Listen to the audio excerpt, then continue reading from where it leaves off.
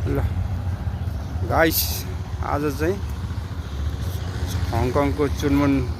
बिचतिर आएको चुनमुन बिच बटरफ्लाई बिच मासु पोलेर खाने ठाउँ आज मान्छे छैन आमालाई घुम्न ल्याएको यता हल्का आमाजी चाहिँ हिँड्दै हुनुहुन्छ यो चाहिँ समुद्र ढुङ्गासुङ्गा छ हैन ल यही हो मासु पोलेर खाने ठाउँ अब आज मौसम ठिक छ नि हैन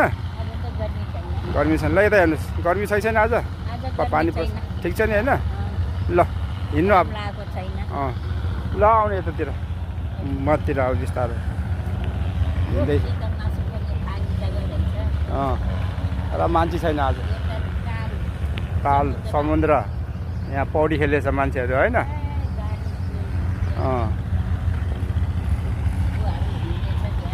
ल ठिक छ तपाईँ चाहिँ हिँड्दैछ होइन शीतकालो छ ल ठिक छ यहाँ हेर हेर्नु मान्छेहरू अलिअलि छ यो चाहिँ मासु पोलेर खाने ठाउँ राम्रो छ अरू बेला त मान्छे त्यहाँ चुलोमा आगो फुक्ने अनि दायाँ बायाँ मान्छे बस्ने अनि मासु पोलेर खाने यहाँ 2-4 जना खाँदैछ मान्छेहरूले होइन मासु ल्याउने रोटी सोटी ल्याउने गर्मीमा के मासु खाइभयो जाडोमा त ठिकै हुन्छ आगो ताप्दै होइन खाना अहिले त सकिन्न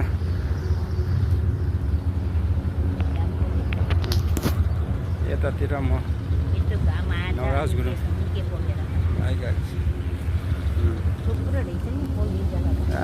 यहाँ शनिबार आइतबार त मान्छे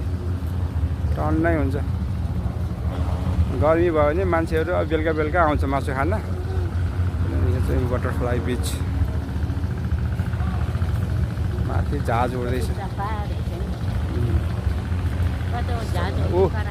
ऊ जहाज उड्दैछ पर्सि तपाईँ जाने बेला नि यतैबाट हो जहाज जाने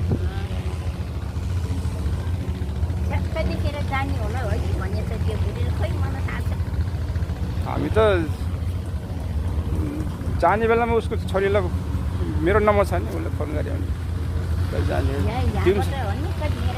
दिउँसै जाने हो भात खाएर 1 बजे त हिँड्नु पऱ्यो नि 1 बजे हिँड्ने 1 बजे हिँड्ने अनि उहाँ एयरपोर्टमा सम्मान गर्नु पऱ्यो 1 बजे के नै हिँड्ने हो नि उहाँ टाइम लाग्छ नि उहाँ पुग्न 1 घन्टा लाग्छ अनि यहाँ घर बस्नुभन्दा त वहीँ एयरपोर्टमा गएर बस्ने हो 1 बजे हिँड्ने 1 बजे त घरबाट हिँडिहाल्ने 7 बजे बल्ल उठ्छ 7 बजे उठ्यो भने उहाँ सामान जोख्नु पऱ्यो यताउता गर्नु पऱ्यो अनि वहीँ गएर बस्छ मान्छेहरू हामी त जहिले पनि त्यही गर्छ 1 बजे हिँड्छ भनेछ भन है